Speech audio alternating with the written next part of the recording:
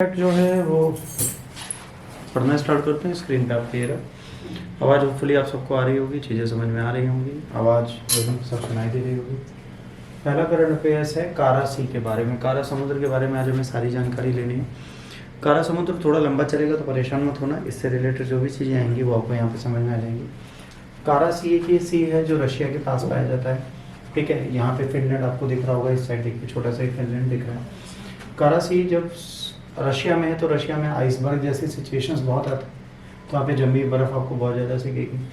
कारा सागर दुनिया के सबसे अप्रिय उबड़ खाबड़ जल निकायों में से एक है। अंटार्कटिक महासागर का एक सीमांत सागर, अंटार्कटिक महासागर के पास में पाया जाने वाला है और इस सीमांत सागर के साइबेरिया उत्तर में स्थित है। नोवाया जेलमिया और कारा जलडमरू मतलब स्ट्रेट द्वारा पश्चिम की ओर बेरिट सागर से अलग होता है। सार्विया जेमेलिया द्वीप समूह इसके पूर्व में लैप्टिव सागर को अलग करता है। कारा के अलावा बेरिंट सागर, लैप्टिव सागर भी आर्कटिक सागर का विस्तार है। कारा सागर बहुत प्रसिद्ध नहीं है, हालांकि कई पहलुओं से महत्वपूर्ण। यह समुद्र उज्बेकिस्तान से लगभग दुगना बड़ा है, शायद ट्वाइस बड़ा है। इसका पानी उथला है, हालांकि 600 मीटर तक के गहरे गड्ढे भी इसमें पाए जाते हैं। तो मतलब उथला है तो अब यहाँ जा सकते हैं, यहाँ पे कार्य कर सकते हैं, सब कुछ कर सकते हैं। तो ये उथला है, ये आपको पहली चीज़ यहाँ पे समझ में आई होगी। इसके बाद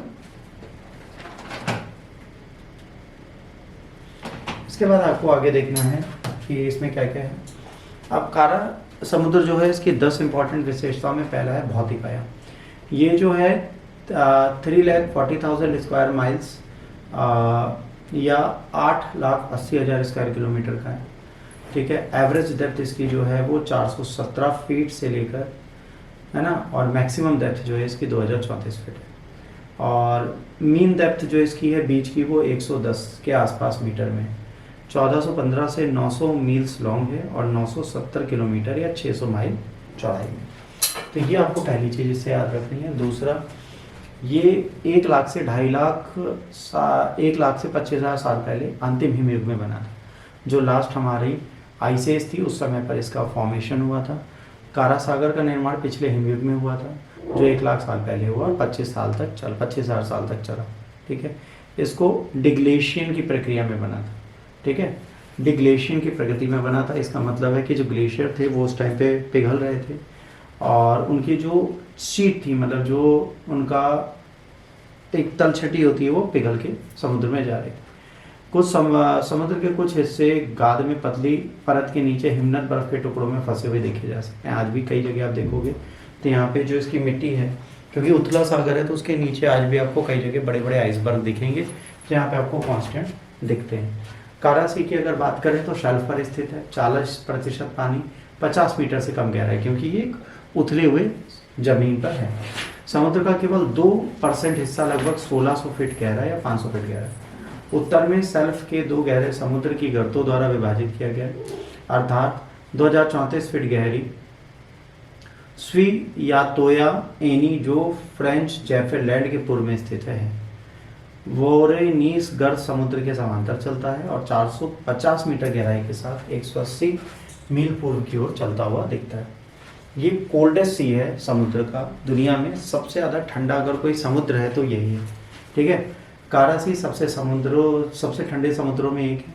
यहाँ पर अधिकांश समय बर्फ से ढका रहता है। जहाज केवल अगस्त और सितंबर में चलते हैं। यहाँ पर अगर शिप चलेंगे तो अगस्त सितंबर में चलेंगे। सर्दियों में समुद्र में तेज हवाएं चलती हैं और अंधा कर देने वाला हिमपात होता है। गर्मियों में बर्फबारी और कोहरा होता है। गर्मियों में पानी का तापमान आमतौर पर 0 डिग्री से नीचे रहता है। सोचिए, ठंडी है तो भूल जाइए, गर्मियों में भी टेम्परेचर 0 से नीचे। सबसे गर्म महीने में ये बढ़ जाता है और उस मुहाने पर जहाँ नदियाँ समुद्र से मिलती हैं, ठीक। अब जहाँ पे नदियाँ समुद्र से मिलेंगी वहाँ टेम्परेचर थोड़ा बहुत बढ़ा हुआ दिखता है, अदरवाइज टेम्परेचर इसका 0 से नीचे ही हमेशा रहता है। इसके कुछ हिस्सों पर 3 से 4 मीटर मोटी बर्फ़ की चादरें हैं, कहीं पर पिघली हैं। यहाँ पे सील, पेंगुइन, ध्रुवीय भालू आदि दिखते हैं। कारा का अधिकतम तापमान 16 डिग्री सेंटीग्रेड है, न्यूनतम -46 डिग्री सेंटीग्रेड है। जून में इसका तापमान 4 से 6 डिग्री बढ़ता है और फरवरी में -27 से 20 हो जाता है। कारा में जल लवणता का स्तर भिन्न भिन्न है। जब कारा सागर में आप जाएंगे तो यहाँ पर जो लवणता है वो अलग अलग है। ओब और यानिस नदियों की मुहाने के पास, यहाँ पे कौन से मुहाने, ओब और नेविस, जहाँ पर 10 to 12 ppt आपका लवणता है। समुद्र की नदियों से प्रचुर मात्रा में ताज़ा पानी मिलता है। फ्रांस जैसे ब्लैंड के पास लवणता सर्वाधिक है। द्रव्यमान ठंडा है और काफ़ी स्तरीकृत है। सर्दी में पानी का तापमान -1.5 डिग्री सेल्सियस होता है। गर्मियों में ये 6 डिग्री सेंटीग्रेड और उत्तर में 2 डिग्री सेंटीग्रेड तक चला जाता है ना। इसके अलावा समुद्र में पानी और हवा का परिसंचरण पैटर्न काफ़ी जटिल है।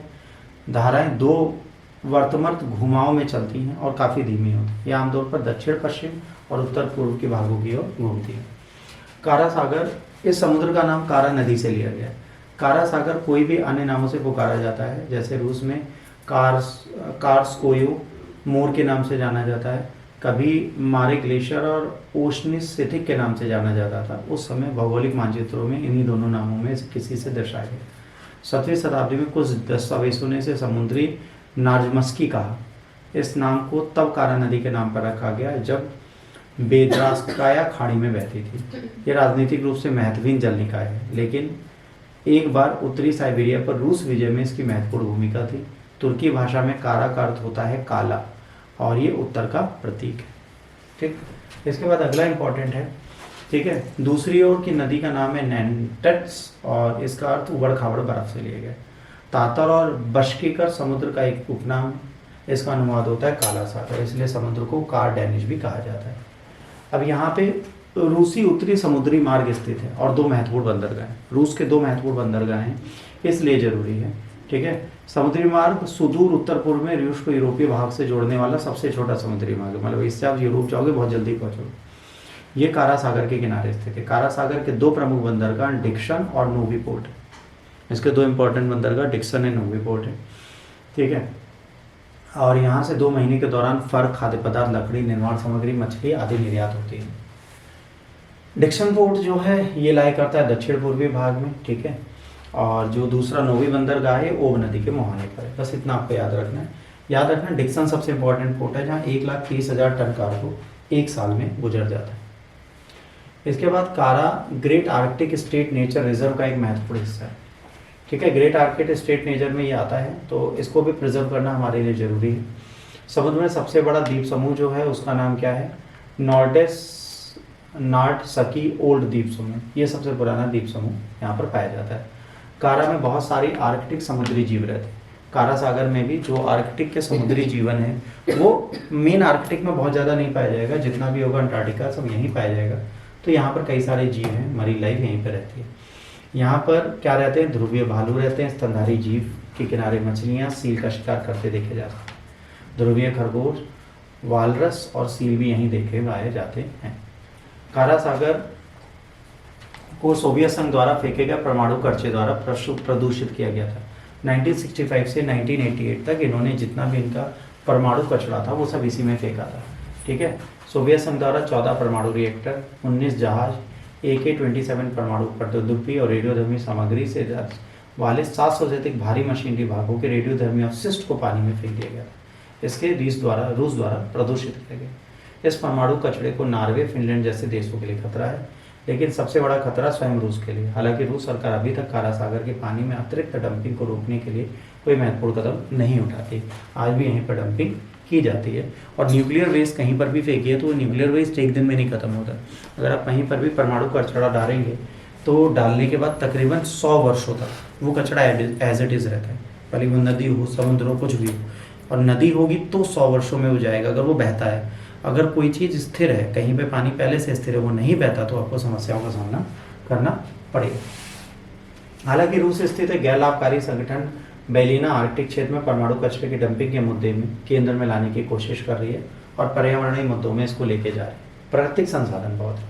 कारा सागर हाल में ही ओब और येनिस नदियों में प्राकृतिक गैस के भंडार और पेट्रोलियम के लिए प्रसिद्ध हो गया। ठीक है, तो आने वाले टाइम पे ये जो सागर है यहाँ पे गैस और पेट्रोल मिलने के कारण ये बहुत आगे बढ़ जाएगा। ठीक है, अब आर्कटिक क्षेत्र में रूसी गतिविधियों के तेजी से विस्तार के बीच 50 लेट पोबोडी, ठीक है, नामक एक परमाणु ऊर्जा चालित आइस ब्रेकर को कारा सागर में एक मारवार जाकर से टकराने के बाद क्षति। अब ये न्यूज़ में क्यों आया? एक परमाणु चालित आइस ब्रेकर था कारा सागर में, तो ये क्या करता था? ये आइस को तोड़ता था ताकि जहाज निकल जाए। इसका और मालवाहक जहाज की टकराहट होगी, तब से न्यूज़ में आया। ठीक, इसके बारे में जितना आपको पढ़ा है वही सारी चीज़ें यहाँ पे लिखी हैं, यहाँ शॉर्ट में लिखी हैं, वहाँ पे आपको मैंने पूरा कारासागा डिटेल में पढ़ा दिया, ताकि अगर इससे कुछ भी एग्जाम में आए तो आपके दिमाग में रहे, क्योंकि रशिया इस टाइम पे न्यूज़ में आएगा और बहुत अच्छे से आएगा ड्यू टू द यूएस। तो अब इसके न्यूज़ में आने से पहले इससे रिलेटेड सारी बेसिक चीज़ें आपको याद होनी जरूरी है, ठीक। अब चलते हैं अपने अगले करंट अफेयर्स की ओर। अगर यहाँ तक कोई डाउट है तो